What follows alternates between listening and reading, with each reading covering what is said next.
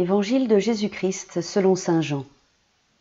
En ce temps-là, Jésus s'écria : « Celui qui croit en moi, ce n'est pas en moi qu'il croit, mais en celui qui m'a envoyé. Et celui qui me voit, voit celui qui m'a envoyé. Moi qui suis la lumière, je suis venu dans le monde pour que celui qui croit en moi ne demeure pas dans les ténèbres.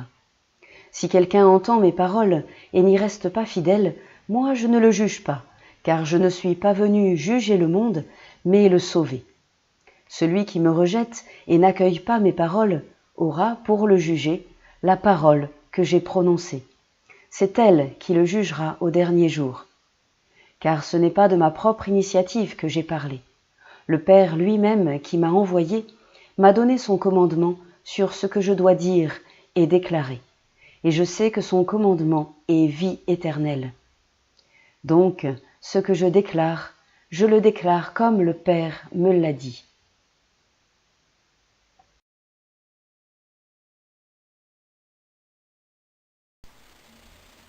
Ce passage de l'évangile de Jean se situe tout à la fin du chapitre 12.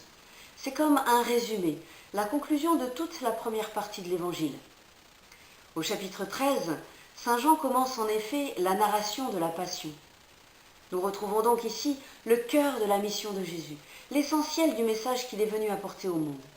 Jésus n'est pas un Messie autoproclamé, un illuminé ou le chef d'une nouvelle secte. C'est de Dieu le Père, le Créateur du monde, qui s'était révélé au peuple juif, qu'il vient. Et tout ce qu'il dit, tout ce qu'il fait vient de lui. Il est la lumière qui éclaire les ténèbres, qui vient sauver ceux qui croient en sa parole.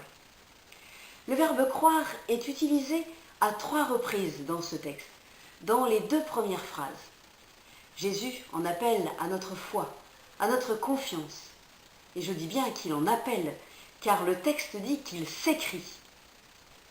Celui qui croit en moi, c'est-à-dire qui s'attache à moi comme un disciple à son maître, celui qui s'unit à moi, ce n'est pas seulement avec moi qu'il entre en communion, mais également avec celui qui m'a envoyé, car je demeure en lui comme il demeure en moi. Jésus est la lumière du monde. Jésus affirme dans ce texte : « Moi qui suis la lumière, je suis venu dans le monde pour que celui qui croit en moi ne demeure pas dans les ténèbres. » Quelques heures après, justement, c'est l'heure de la Passion, l'heure des ténèbres, où il se trouve plongé, lui et les siens. Heure aussi du combat contre le mal, contre le péché, contre la mort qui semble avoir le dernier mot quand la pierre est roulée. Mais l'envoyé du Père sait que le Père ne l'abandonnera pas, malgré peut-être les apparences. Ressuscité, lui-même sera alors la lumière qui éclaire tout homme venant en ce monde. Si bien que, dit Jésus, celui qui croit en moi ne mourra pas, mais il aura la lumière de la vie. Il affirme : « Je ne suis pas venu juger le monde, mais le sauver », ce qui est une excellente nouvelle. Jésus envoyé par le Père. Jésus, s'adressant aux foules, les interpelle. Il dévoile sa mission de fils et se révèle comme envoyé et sauveur. Envoyé du Père, il n'a de cesse de rappeler cette relation fondamentale qui les unit. Croire en lui, c'est croire au Père. Le voir, c'est voir le Père. Il insiste sur sa mission de salut. Il est la lumière qui fait reculer toutes les ténèbres. Il est le sauveur. Il est venu pour nous donner la vie en abondance, la vie éternelle, cette vie jaillissante qu'il promet à ceux qu'il rencontre. Pourtant, malgré ses œuvres et la cohérence de ses paroles et de ses actes, certains ne croient pas et restent fermés à la bonne nouvelle, jusqu'à le juger et le rejeter. Rejeter celui qui n'est qu'amour. Jésus nous oriente toujours vers son Père. Il nous montre inlassablement le Père, nous en parle tout le temps. C'est en son nom qu'il est là. Il parle avec son autorité. Leur relation est bonne au-delà de notre imagination. Imaginez la relation la plus harmonieuse que vous ayez et multipliez-la par 1 millier, 1 million. Alors vous aurez une faible idée de la façon dont le Père et le Fils s'entendent. Cependant, la grande révélation est que nous sommes tous invités dans cette union entre le Père et le Fils, dans la vie familiale de Dieu.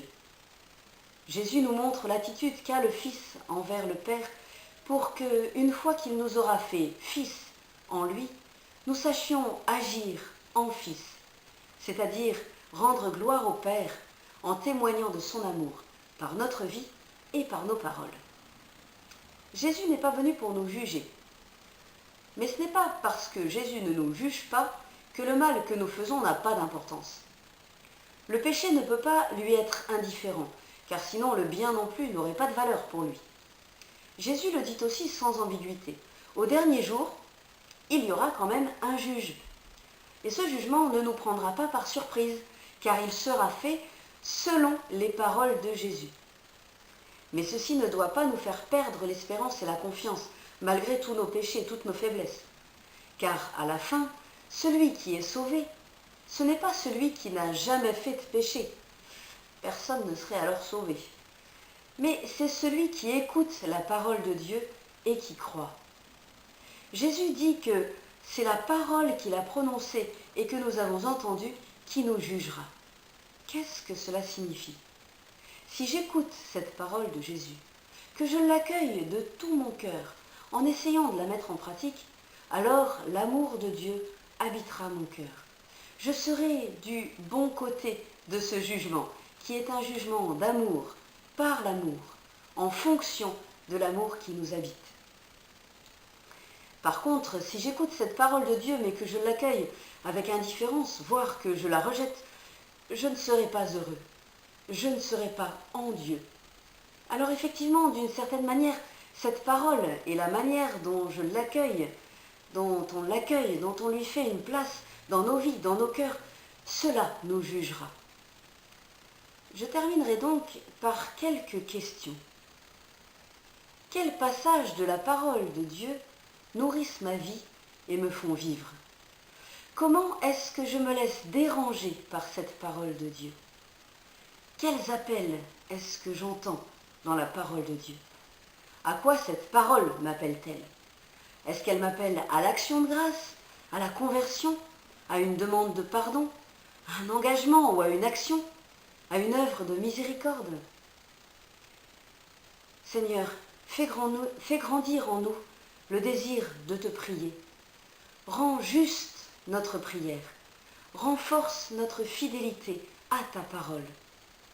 Jésus, envoie ton esprit en moi et sur cette terre. Que je croie en toi pour que ton règne vienne. Que je sache t'écouter et faire vivre ta parole, ton amour. Oui Seigneur, je crois que tu es la lumière qui éclaire les ténèbres. C'est toi qui nous guides au milieu des troubles du monde. Aide-moi à rester toujours près de toi, Jésus, pour ne pas me perdre. Aide-moi à voir et à croire comme tu nous y invites.